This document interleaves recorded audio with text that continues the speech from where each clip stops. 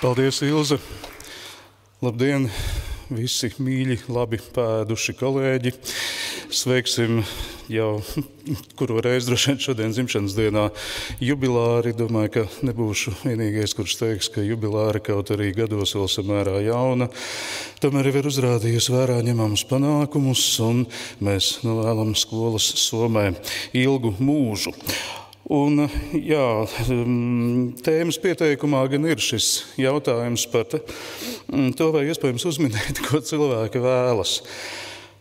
Un šī tēze nāk no pavisam nesenas sarunas ar Latgales Vēstniecības Gors māksliniecisko vadītāju Ilonu Rupaini, ar kuru tālruņa sarunā mēs vienkārši apmainījāmies iespējām par to, kā veikt programmēšanu katrā no mums uzticētajām muzikālajām saimniecībām, un ne tikai muzikālajām, vispār kulturālajām.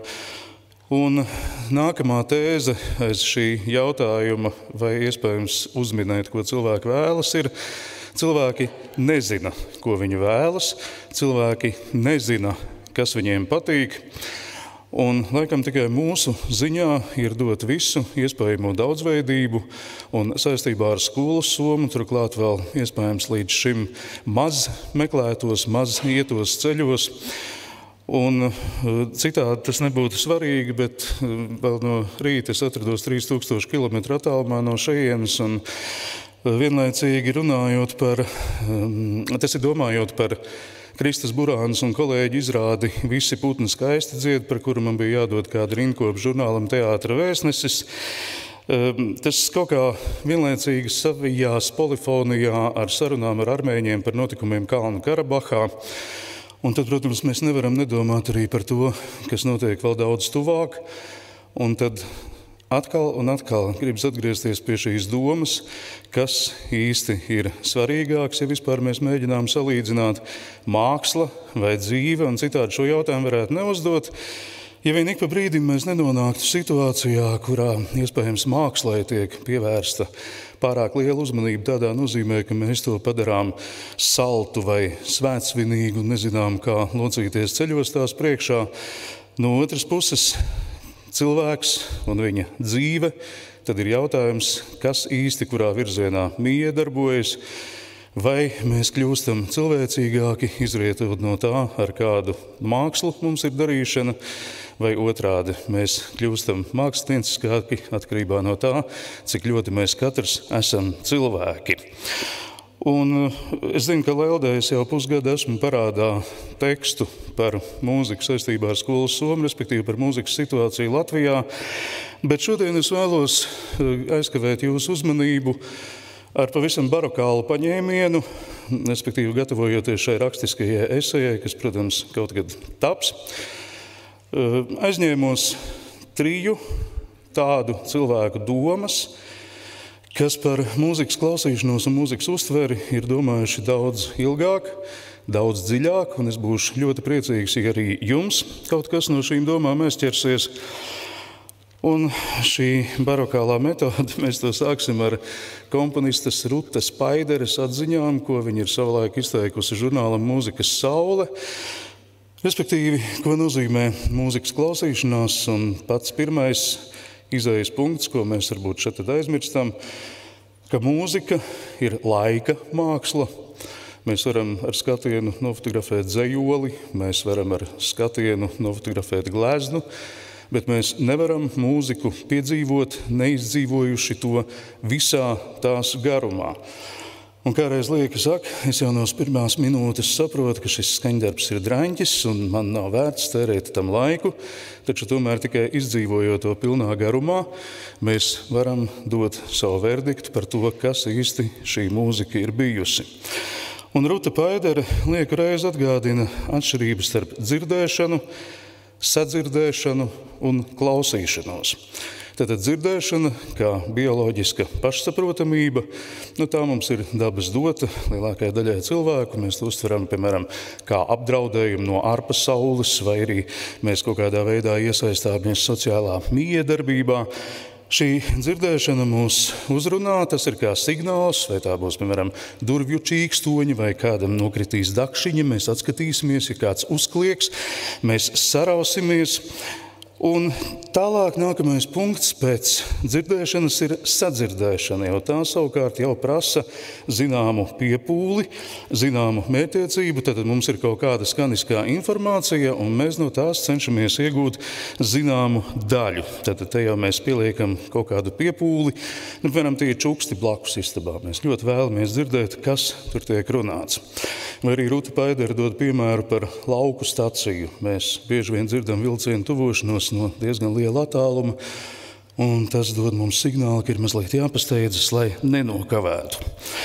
Sadzirdēšana, atšķirībā no vienkārši dzirdēšanas, ir selektīvāka, tad tas ir troksnis, kas var izraisīt mums kādu ziņkārību, bet ir vēl arī tāda sadzirdēšana, kas ir vienkārši fons, un mūsdienās fona iespējams ir, domāju, ka piekritīsiet, bieži vien vienkārši krietni par daudz, jo, piemēram, kāpēc kafejnīcās un restorānos mums būtu līdzās cilvēku sarunām un mūsu kaut kādām emociju apmaiņām obligāti jādzird arī tas, ko mūs piespiež dzirdēt, bet tikpat labi tie var būt atkal sienāži vasaras pļavā, un tad tas mums atkal dara prieku. Un pēc šīs dzirdēšanas, sadzirdēšanas nāk klausīšanās. Un šo klausīšanos Ruta Paidere sauc par civilizācijas gaitā izveidošos homo sapiens spēju. Kā liekas, kādēļ tas būtu īpaši jādefinē, bet tomēr tā ir. Un tas ir būtisks priekšnoteikums mūzikas uztveršanai, jo klausīšanās prasme, atšķirībā no fizioloģiskas dzirdēšanas, mums nevienam tāpat netiek dāvināta.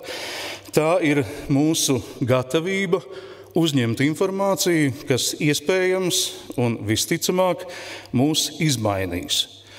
Un Ruta Paidere saka, un viņai var piekrist, viss, kas mūs izmaina, var kļūt kaut kādā mērā arī satraucoši, ne visi tie vēlas.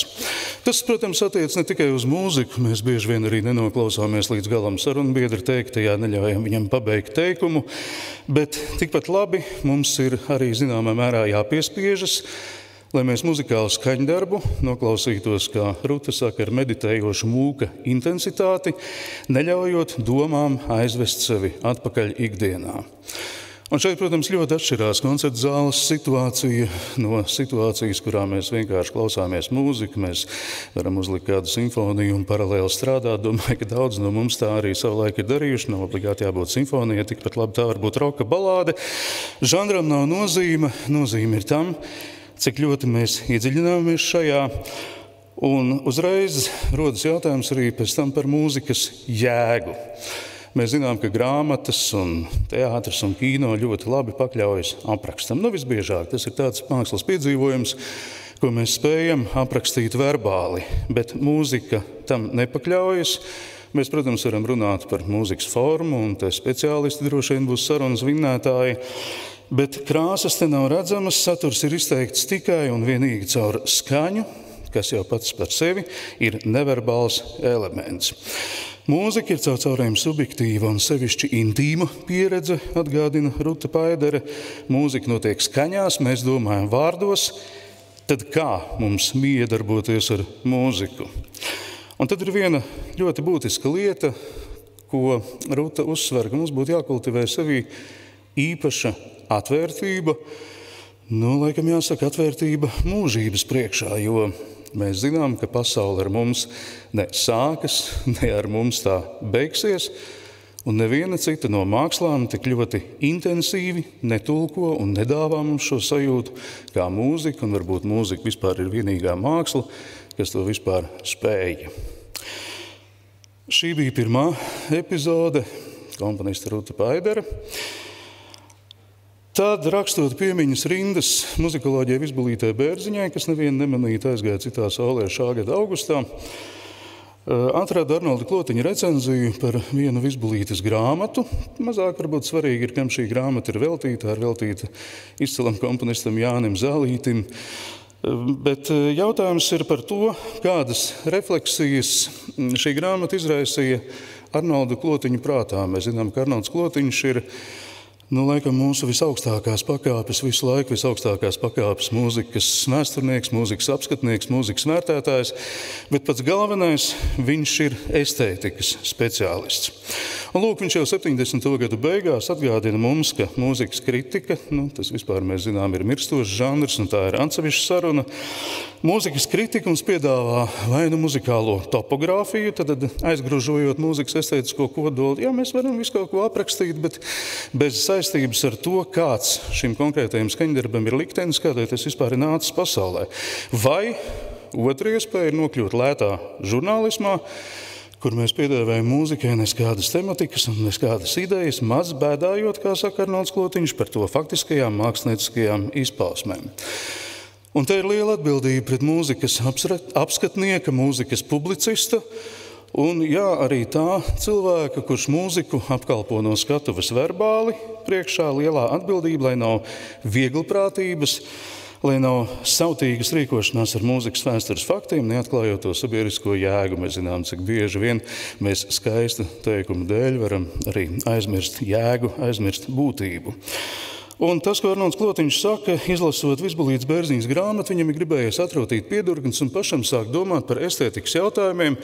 Jāņa Zālīša darba posms bija 20. gadsimta pirmā puse un faktiski līdz 20. gadiem, jo pēc tam viņš pievērsās gan arī tikai mūzikas aprakstniecībai un nekomponēja. Un mēs zinām, ka tas bija milzīgs zaudējums, bet atkal katrs cilvēks pats izlemj savu likteni. Tad runa ir par to, kādi likteņi ir bijuši mūsu komponistiem, kas ir rosinājuši viņus izvēlēties tieši tādu vai citu mūzikas ceļu. Un šo Arnolda Klotiņa ideju mēs varētu attiecināt praktiski uz jebkuru mūzikas objektu, ar kuru mums ir darīšana. Kāds ir bijis laikmets, kāds ir bijis konteksts, kas ir ietekmējis to, kādēļ šis komponists ir tāds, kādēļ viņš ir dāvājis mums tieši šādu skaņdarbu, kāds tas ir. Un par mūzikas publicistiku runājot, zināms, ka Latvijā avotu kļūst arvien mazāk. Nosauksim Latvijas Radio 3 klasiku, nosauksim žurnālu Mūzikas saule, mēs redzam tekstus par mūziku sporādiski kultūras zīmēs. Mēs redzam dienā, kultūras dienā, portālā Satori LV, varbūt vēl kur. Jautājums, cik mums tā ir nepieciešama, žēl, ka es jūs tagad lāgā neredzu, bet tā, ja es tagad spontāni pateiktu, cik cilvēki no jums lieto mūzikas aprakstniecību savā ikdienā?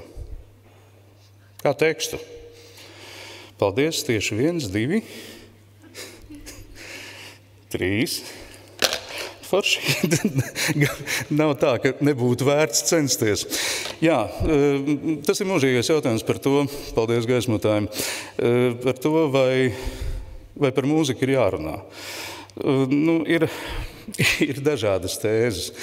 Jūs zināt, mūzika runā pati par sevi, nav nepieciešamība to aprakstīt. Es aizēju uz koncertu, gribu klausīties mūziku, tur es skatos uznāk kāds āzis un tagad stāsta kaut ko viņš mums mēģina uzspiest kā savu priekšstatu.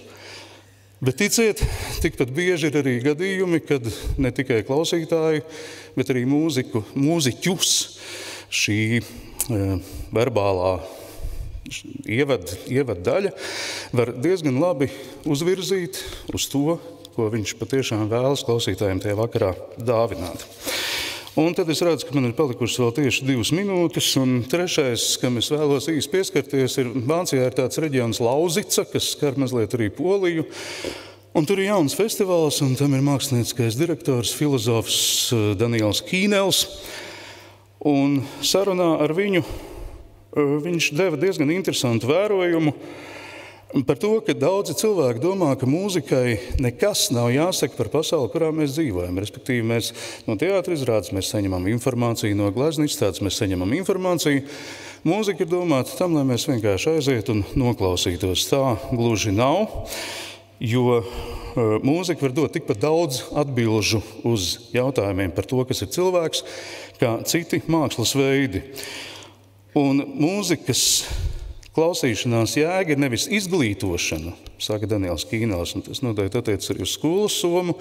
Respektīvi, izglītojot kādu, mēs mēģinām pārveidot viņa iespējamos uzskatus. Nē, saka Daniels Kīnels, ir jārosina sapratne. Tu un es, mēs vienā un tajā pašā vakarā vienu un to pašu Beethovena simfonijas atskaņojumu Klausīsimies, bet mums katram būs absolūti cita uztvere. Ja mēs sarunātos mūzikas valodā, mēs ar tevi droši vien varētu apmainīties ar skaņām par to, ko mēs esam dzirdējuši. Mēs to nevaram, un ar šīm dažādajām pieredzēm mēs ejam mājās, bet tajā pašā laikā mūs saista kaut kāda cieša saite, ka mums ir bijis viens piedzīvojums, viens brīdis, kaut kāda kopīga serde, uztvere, saka Daniels Kīnels, kas mūs savienos uz mūžiem. Protams, mēs mūziku uztveram ļoti dažādi. Un jūs arī noteikti piekritīsiet, ka ļoti dažādas ir klausīšanās pieredzes, un, piemēram, laikmetīgo mūziku daudz vairāk uztver tie un daudz labāk uztver tie, kuriem nav priekšstati par to, kas ir, piemēram, pareiza mūzika. Jo bieži vien tie, kas ir izglītojušies mūzikā, zina, kas ir pareiza mūzika.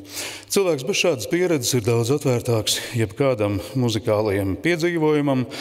Un pašā noslēgumā vēl viena būtiska lieta, ko saka Daniels Kīnels, drīkst kļūdīties, drīkst nesadzirdēt, drīkst arī nesaklausīt, drīkst paiet garām mākslas darbam, ja tajā dienā nav paredzēts, ka tas mūs kaut kādā veidā uzrunās. Bet pats galvenais, mums ir jābūt atvērtiem uz to, ka vienā brīdī šis piedzīvojums mūs tomēr iespējams padarīs par mazliet citādiem cilvēkiem. Un tātad vēlreiz galvenais ir nevis izglītot vai pārliecināt, bet veicināt sapratni, ko arī no sirds novēlu šīs dienas jubilārai skolas Somai. Paldies par uzmanību!